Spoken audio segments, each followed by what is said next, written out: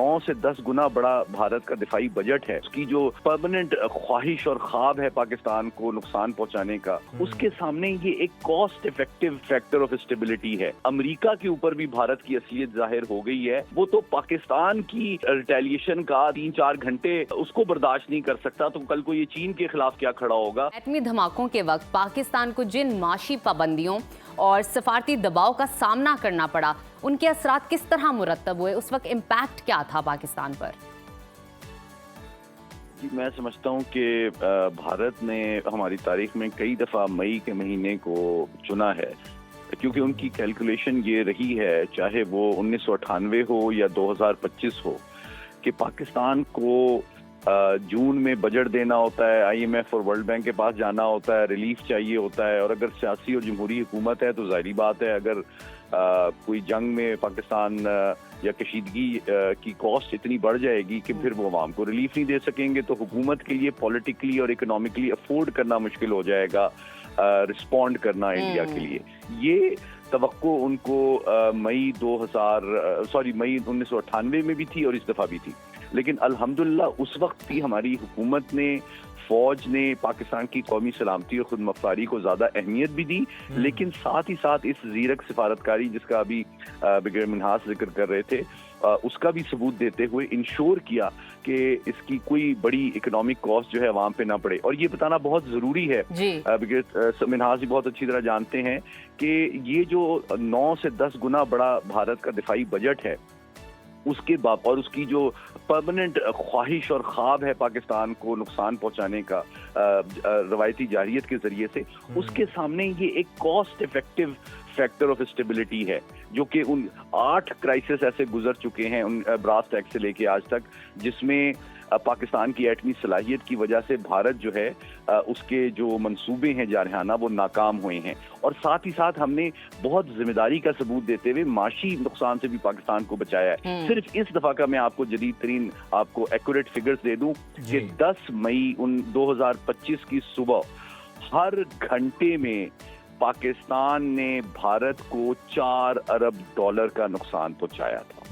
4 घंटे में उनका $16 अरब का टोटल उनकी इकोनॉमी को लॉस हुआ था, जो कि एक बनिए की जहनियत रखने वाले के लिए ज्यादा बड़ा नुकसान है मिलिट्री लॉस के मुकाबले में। इस वजह से वो फौरन ब्रिटेन भागे भागे कि भाई हमारी तो राइजिंग इंडिया का इन्होंने पूरा जो तलिस्म है वो चुकनाचूर कर दिया है, तो प्लीज हमें हमारी फौज को भी पाकिस्तान से बचाएं और हमारी मईशत को भी बचाएं। और आज भारत और इसके नतीजे में एक बहुत बड़ी तब्दीली इस खित्ते में ताकत के तवाज़ुन में ये आई है 1998 की तरह,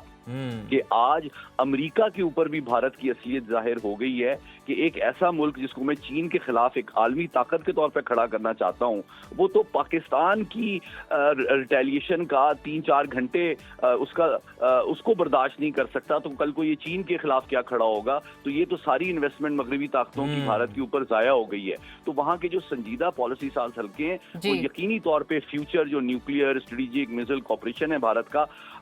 के साथ, उस पे नजरसानी करेंगे। और पाकिस्तान के लिए जियोपॉलिटिकली, जियो स्ट्रेटेजिकली, जियो इकोनॉमिकली बहुत अहम और मुस्बत मौके पूरी दुनिया में अब सामने आ रहे हैं। अगर हम देखें, भारत को 1974 और 1998 के एटमी धमाकों पर कभी बड़ी पाबंदियों का सामना नहीं करना पड़ा, जबकि अगर पाकिस्तान को देखा जाए तो आलमी सतह पर सख्त दबाव का सामना करना पड़ा है। या ये आलमी सतह पर आपको लगता है ये दोहरा म्यार है जिसका आज भी पाकिस्तान सामना कर रहा है? ये दोहरा म्यार कब तक बरकरार रहेगा? क्योंकि हम देखते हैं ये पहलगाम वाले वाक़ये में भी भारत को कहीं ना कहीं छूट दी गई, हर चीज़ का सबूत होने के बावजूद भी। देखिए, ये एक बहुत तारीखी अफसोसनाक हकीकत है कि जो उसूल होते हैं ना, आलमी कानून होता है, उसके बारे में एक बड़े मशहूर फिलोसफर का कहना है कि जो आलमी कानून है ना, वो मकड़ी का वो कमजोर जाला होता है जिसको ताकतवर जो है वो रोन डालता है, लेकिन कमजोर कीड़े मकोड़े उसमें पकड़े जाते हैं। well said. तो इंटरनेशनल कानून बिल्कुल ऐसे ही है कि वो डेवलपिंग कंट्रीज को दबाव डालने के लिए बड़ी ताकतें इस्तेमाल करती हैं। लेकिन अभी फलस्तीन में जो 60,000 लोग शहीद हो गए हैं, तो उस पर कोई जू भी नहीं रेंगती, सिक्योरिटी काउंसिल में एक कंसेंसस डॉक्यूमेंट नहीं आता। ठीक है, तो असल में जो सबसे इम्पोर्टेंट सबक 28 मई हो या 10 मई 2025 हो, उससे हमने दुनिया के सामने ये दिया है کہ ہے جرم ضعیفی کی سزا مرگ مفاجات. تو کمزور کو دنیا میں آپ اصول پسند ہوں، قانون کا احترام کرتے ہوں، عالمی برادری کے ساتھ کھڑے ہوں، لیکن اگر کمزور ہیں تو پھر آپ کا وہی حشر ہوگا جو کہ فلسطین کا ہو رہا ہے. ٹھیک ہے، لیکن آپ کو اپنے، ہم نے بھی، میں بتانا چاہوں گا کھل کے، 65 اور 71 کے تکلیف دہ تجربے کے بعد یہ سیکھا کہ ہمارا کوئی الائی، ہم بھی سیٹو سینٹو کے الائی تھے 65 میں امریکہ کے، تو ہماری تو اسپیس بھی بند کر دی انہوں نے. تو پھر ہمیں ہماری غلط فہمی دور ہوئی کہ ہمیں اپنے